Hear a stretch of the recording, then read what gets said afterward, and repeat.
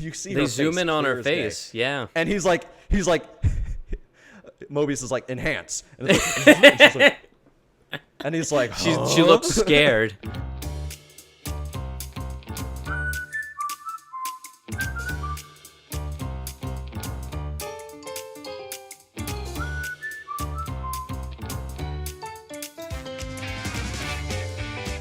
Welcome, ladies and gentlemen, to the fourth installment of You, Me, and Loki here on the Entertain This YouTube channel. As always, I am one half of this discussion. I'm Alex.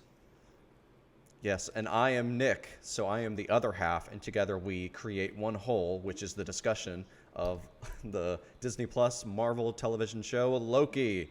Here we are, Alex. We are now on the second half of the show. Yeah, we only have are 2 more episodes after this. We have peaked and are now in the declining action, I guess. The denouement, as it were. As it were. So let's start with our initial reactions to this episode. You can go ahead and go first, and I'll follow. So after the third episode, which took a bit of a detour, kind of slowed down, was more about the characters, the relationship with Sylvie and Loki. This episode picks right back up. It answers the question how they get away, and it really enriches those characters. We see Loki actually starting to care about someone in a way that we've never really seen before. This episode had a lot of twists, a lot of interesting reveals, constantly engaging, and it just sets up for a really exciting last 2 episodes as they really start to unwind this TVA organization. And what does that mean? What's behind the veil of this organization? Who's really controlling, pushing the strings, or pulling the strings, as it were, and pushing the buttons?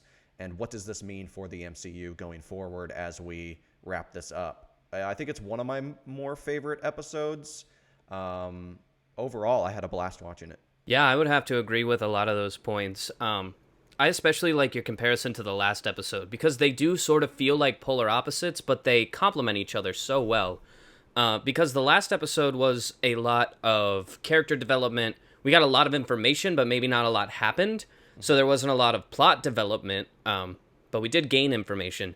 In this one, I would say it's the exact opposite. It is action, action, action. Almost every scene in this episode was the cause to a much deeper effect that affected the entire plot as a whole. I think for that reason, this being the halfway point, it was an important halfway point. And a lot of stuff moving forward is partially to blame because of the events that happened specifically in this episode. Yeah, where do we want to go now? Now, there was a lot of events, a lot of twists and turns in this episode, as we addressed at the beginning of the episode. I think we've narrowed it down to a number of really key moments that happen in this episode. Alex, do you want to kick us off with the first point worthy of discussion, which is... The first thing that happened that I feel is important to talk about, it's right off the bat, we get a throwback to, I believe it was Asgard, where we saw a kid version of what we assumed to be Sylvie being taken by the TVA. She was called a variant. She said, they said that she had caused a Nexus event and that she had to come with them. Though, from what we are led to believe, she was doing nothing other than playing with toys in her own timeline. So, we're left kind of wondering, what is it that caused them to take her? So it's interesting, yes. We do see a younger Sylvie on Asgard. I was really shocked to see that we're there. Where this takes place in the MCU timeline that we've come to understand, I'm not entirely sure. Obviously, it's pre-Ragnarok. Mm-hmm. It has to be, I would assume. And I think the most important thing about this is I don't think Sylvie came into being and is cognizant of, like, I'm unique, I'm weird, like if she was like a natural birth or if she was like a child that was bestowed these powers, right? I think she, as an individual, exists, as a child. She only understands herself as she sees herself. However, how she came about, whether Frigga was involved to some degree or the Loki that we know was involved somehow. Something about her just purely existing is problematic, created a Nexus event. And the TVA, led by Ravonna, she was at this time a hunter. She was not the all-knowing judge that we see her at the beginning of the season. Which is interesting So, because that shows that there is a ladder to be climbed at the TVA. There's promotions that you can receive instead of being yeah. just your job the entire time you're there. Which And it means that also people creates retire, this. which is confusing. Yeah, I mean, especially with what we've come to understand about the TVA is like, what's really going on here? So, and then also it begs the question because of what we find out a little bit more about Ravonna near the end of the episode. It's like, was she aware of everything about the timekeepers and everything when she was a hunter, or was it not until she became the judge, basically, that she understood this stuff and carried on anyway? I guess we may find out later, but that scene shows that Ravonna and Sylvie have a long-standing relationship, because she's the one that intervened, brought her to the TVA, and then we saw her lose Sylvie. So for this entire time, this has kind of been a variant nagging at Ravonna for quite some time. So we don't know exactly what Sylvie's existence means in relation to why her being is a Nexus event. On the subject of Nexus event, let's jump to that next point that we have drawn out. Do you want to go ahead and take lead on this? Yeah, let's do it. So we pick up again. They're on Lamentus 1. It's the end of the world. It looks like a moon is coming to crash down. No one survives this apocalyptic event, as Sylvie illustrated in the previous episode. So we're all like, how are they going to get out, right? The previous episode really helped further this interaction that was about to occur, which is there's this really sincere, emotional, heartfelt moment without being overtly romantic between Loki and Sylvie, and Loki mainly initiating it, being like, we're in a really shit situation, but you know what? Like, the journey's been great, and I've really come to like, you've grown on me, and I really appreciate you, and I'm taking a liking to you. So they have this gentle moment where he just like rests his hand on her. They just make this interaction. They like touch each other, and I believe as a result, either them just both being variants or them both being like variants of Loki, if that creates extra Nexus power. But basically, them interacting on that scale. I don't know if it's literally just them touching, because they've fought each other and touched each other. I think it has more to do with some sort of like emotional sort of like energy or something like that. It created a Nexus event. It created a thread of the timeline. And instead of just kind of like going up or like kind of like whatever, it shot straight up. And everyone at the TVA, Mobius, Hunter C-15, they look at that and they're like, we've never seen that before. That's not just like someone mildly deviating from the sacred timeline. That is like an intentional, like, something's up. So that's what leads Mobius and Hunter C-15 to find them and bring them back to the TVA. So what do you think that this means for the rest of the series, as far as Loki and Sylvie almost having this like bond in that way, that it can create such a weird event? Yeah, so there's a lot to unpack there. In the last episode of Yumi and Loki, we kind of discussed, and I think you may have been a little on the fence about it, but there was a lot of romantic tension in that episode. I think this episode confirms it. Not only through the different things that are happening in this Nexus event that is caused, but Mobius himself, when kind of interrogating Loki, there's that moment where he is bullying Loki almost as though friends do, and he's like, you have a crush on her. Of course you have a crush on her. The only person a Loki could love is another Loki. It's the ultimate form of narcissism, is you falling in love with your female self. And Loki's getting like frustrated and aggravated, and it's not confirmed, but if this sort of schoolboy banter is to say anything about it, Mobius probably is onto something there. And I would say that romance that has been built in that moment is what caused that Nexus event, is the fact that literally a person has now fallen in love with another variant of themselves? And what are the consequences of that, especially if both variants are feeling it? So that's what I think it is. Yeah, I'm just like, and I definitely follow that, and everything you said is accurate. Before we segue to the next event to talk about, I'm wondering how does that make, like, is this weird? Is it like kind of pseudo incestual at all, or is it just I like, don't. what is it? Like, I Okay, can't let's. put my thumb on it. This feels like something we can't cover in strictly this video, but I will say, when I think about it, it's weird, but I think it lends more to the theory that Sylvie isn't actually a Loki. And there are a couple more hints in this episode, though they are really pushing that she is, especially with that flashback at the beginning of the episode that we'd already talked about. But the one thing that I will say, what I always think is, from a DNA perspective, they are one for one, if they are true variants. The only thing that should cause a variant Loki, such as when we saw Loki winning the Tour de France, Loki as that hulking being, Loki as a snow giant, those started out the same as Loki started, and then situations in Loki's life changed him physically into those things. That makes a variant Loki.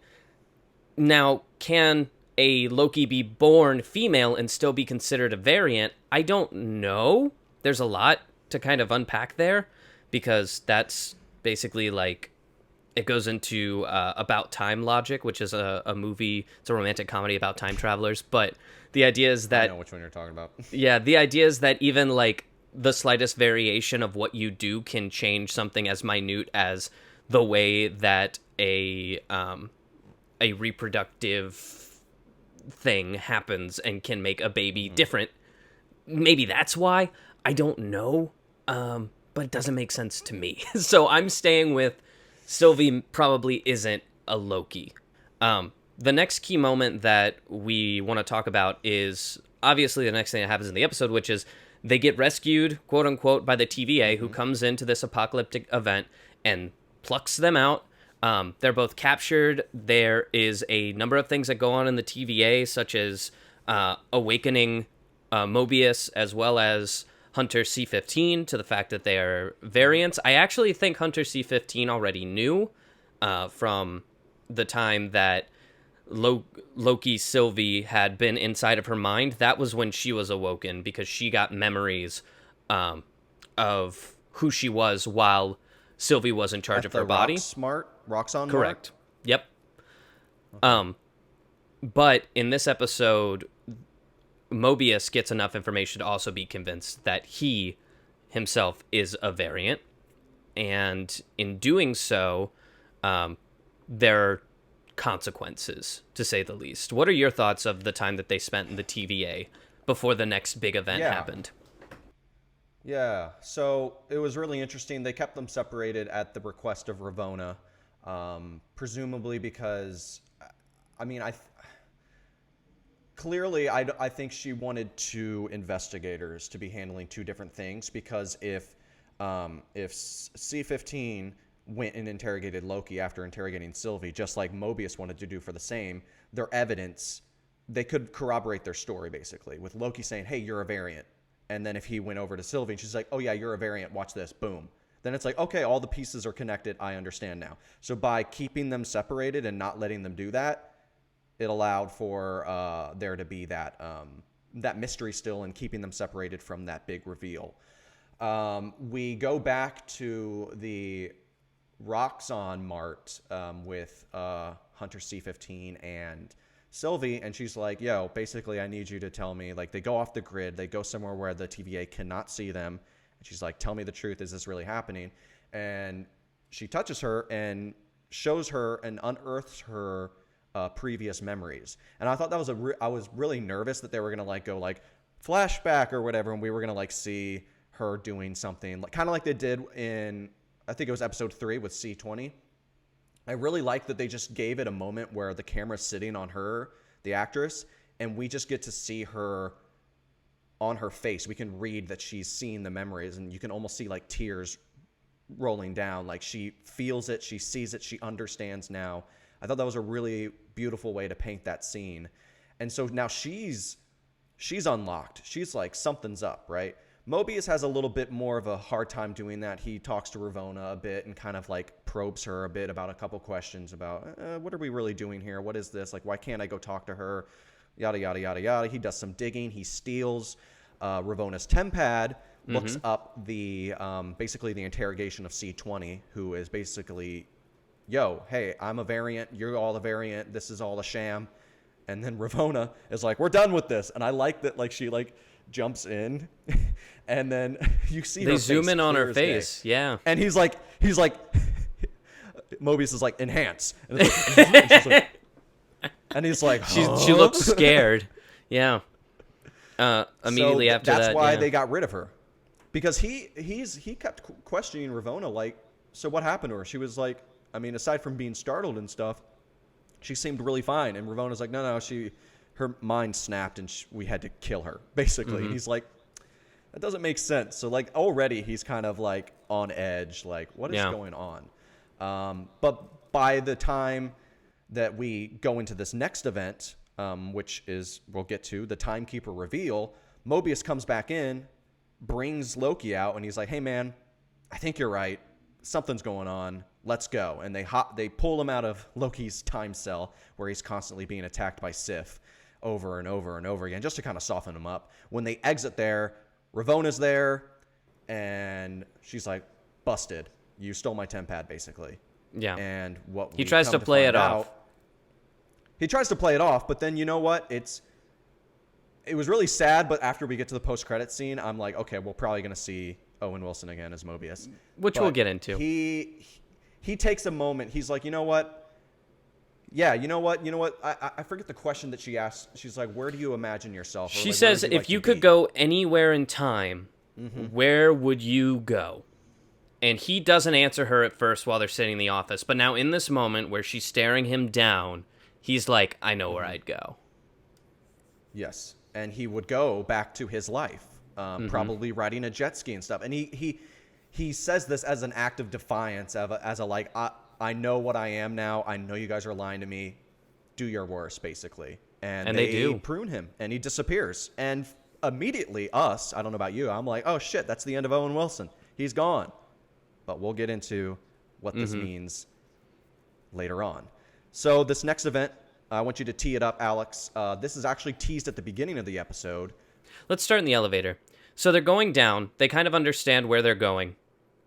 And we, of course, have that scene that you had referred to before where where Sylvia's like, okay, I know you. You know me. Tell me why you took me. She's like, I don't remember. And there's that, like, cocky smile that she has that's like, I remember. I'm not going to tell you shit. And they enter in to this chamber that has the timekeepers in it. At this point, for the first time, I think ever while watching a movie, this is not something that I do because I am easily distracted. I had to turn on closed captions because I could not understand for the life of me what the timekeepers were saying. But after turning it on, reading through what they were saying, they basically said, you tried so hard to get here, so we think it's only fair that we hear you out before we kill you. And Sylvie, being a Loki, we assume, and being cocky, says, no, you would have just pruned us like the rest of them if that was what you wanted. There's something else, like, you're afraid of us. And one thing leads to another, and Sylvie attacks the timekeeper, throwing a blade at him and cutting off the middle one's head. It falls to the ground. Big reveal, something that I believe we predicted earlier on in our Yumi and Loki series, that the timekeepers are not real, quote unquote. At least not the ones that they were presented to. Now, my further argument would be, I've had this theory that Kang is behind all of this, and that this is just Kang hiding in a timeline, trying to keep all of the other timelines away, because whatever he's hiding from is in another timeline. I don't know what that is, but I think there's only one of them, and they can also jump timelines.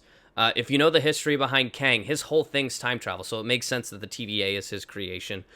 I think that there is argument to be made in favor of that theory because after the head is cut off, as the timekeepers are sort of sitting there after the fact, they are all acting as one being, all laughing the exact same, moving in the exact same way, and saying the exact same thing. And there's a very important line that gets dropped here where they say, Sylvie, you are also a child of the timekeeper. Can't you see? You're different. I don't know if that's referring back to the lie that they were telling the rest of the TVA agents, that they were all creations of the timekeepers and weren't actually variants, but I think that gives prowess to the theory that Sylvie isn't actually a Loki. She is something else that was created by either Kang or maybe Loki, who is secretly in charge of the TVA. Who's to say? We don't know yet. I think that's something that we're going to be exploring in these next 2 episodes is who is the one person who was pretending to be these 3 people. That's what I took away from it. Yeah. But in addition to that, before Sylvie attacks the timekeepers, what sets these things into motion is Hunter C-15 shows up and is like, y'all, I'm a variant. Ravonna, you're a liar. Let's go. And kind of saves them from their capture. Yes. Because she's the one who releases them from their collar. Correct. So they were not going to get out of there without that. And then a fight ensues, and I had to scan through the episode again just to double check. Hunter C-15 basically gets knocked out and left on the floor at the timekeeper's lair. So I would venture to guess we'll see her again, hopefully when she wakes up. I don't know. But the timekeeper reveal, they did not look at all like what I thought they would look like based off of how we've seen them throughout the rest of the show. But maybe, again, I may be just not remembering their faces all that much throughout the rest of the episodes that we've watched. As soon as she cut off the head, it didn't even register me that it was an android immediately. I literally just got Star Wars The Last Jedi vibes when they kill Snoke, and it's just here we go, now we're about to fight. Who's really behind this is, I guess, the big question that we ask after that scene. Now, I was kind of going through my head, I'm like, so who could it be? I mean, maybe, it is Kang, in all honesty. To what capacity, I don't know. But then I was like, is it Richard E. Grant? Because he is an actor who he's in the show, but we hadn't seen him up to that point. So after that reveal that the timekeepers are ostensibly just robots, so who's pulling the strings? I was like, could it be him? However, we see him later on. We'll get to that. So I quickly deviated from that line of thinking. And now I'm still like, it's either Kang or it's somebody that we still just don't know. But I think, again, the evidence is still piling up that it's Kang. But to what capacity? Are we going to see a face reveal? Are we actually going to see Jonathan Majors as Kang show up? Or is it just going to be, are we just going to hear a disembodied voice or just a small, Avengers Thanos turns to the screen and smiles and then it cuts and it's over? I don't know. But that leads us now, Alex, if you don't mind. Let's get to the final portion of this episode. Yeah. Which is they ostensibly defeat everyone in the throne room area. They're talking about okay, so who's really behind this? Sylvie's disappointed. She's like, I thought this was going to be it. I thought we'd kill them and this would all come to an end. But clearly and there's another romantic moment as well. In that moment, what is that? I'm sorry. Loki, for a moment, is heeding the advice that Mobius had given him while they were in his time prison, which was, if you care about this girl, I think you should have every right to go for it. You should tell her, you should fight for her, you should do whatever you have to do, because Mobius in that moment has realized that his entire life was wasted, and all his choices, he had made the wrong ones and had bet on the wrong horse. So, inspired by the words of his friend who had just recently, for all he knew, died in front of him, he was getting ready to tell Sylvie how he felt about her. And in that moment, something terrible happens. Yes, in that moment, Ravonna sneaks up and prunes him. He disappears, fades away, And I was shocked too, but obviously I'm like, with still 2 more episodes, we're going to see him again, but what does that mean? And then Sylvie and Ravonna get at it and fight. She comes out on top, and she's like, kill me now, whatever, Ravonna, right? And Sylvie's like, no, I still have use for you. You're going to tell me what the hell is going on here. You're going to reveal everything. And then, boom, we cut to credits, basically. And I knew that there was a post-credit scene, so I'm like, all right, what is this? We wake up on a unknown planet. Loki wakes up, and he hears a voice. I can't remember the lines verbatim, but basically 3 characters appear on screen, and they say, you're going to want to come with us, basically. And it looks like this destroyed, desolate planet, and 3 characters show up, and one is Richard E. Grant. And all 3 of these characters are all in pseudo... Richard E. Grant specifically, in Loki costumes, in different variations of that.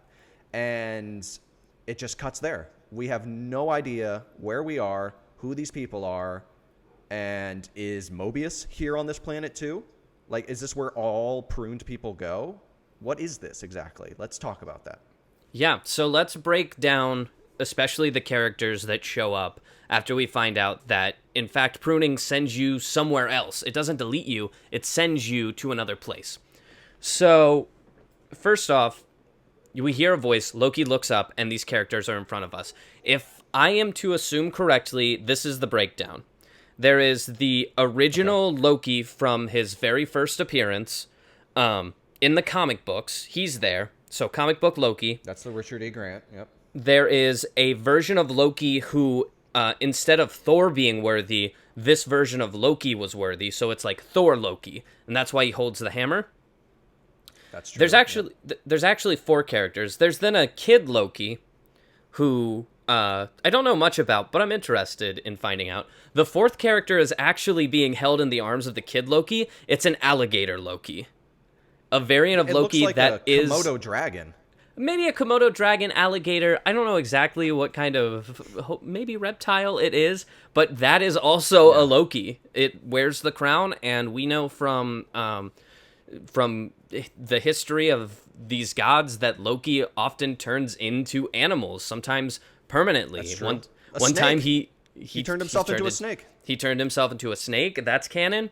Oh, and another thing that's canon that we didn't get to talk about that I just want to bring up randomly, this doesn't go with the kind of flow that we have. Vampires are confirmed in the MCU. Yes. Yeah. I heard that. I called that. As soon as I heard that, I was like, okay, so this is a small seed that they're throwing out for Blade. Yeah, no, vampires are Totally. real. We know that. That's fact. I love Okay. that. I don't want to get into that any more than that, but vampires are confirmed in the MCU, which is crazy. Anyway, I love it. So there's a lot to be unpacked there and a lot to figure out moving forward for the series, but we do know our boy Loki's still around, and he is going to be receiving help from other variant Lokis who we have to assume were all sent here by the TVA. All right. Well, there's only one way to tell, and that's to keep tuning in, not only to Loki on Disney Plus every Wednesday. We got how many more? Two more. Two more episodes. That means you're getting 2 more, You, Me, and Loki, where we break it down. Tune in next week, and we will do this all again. Thanks, and see ya. Farewell.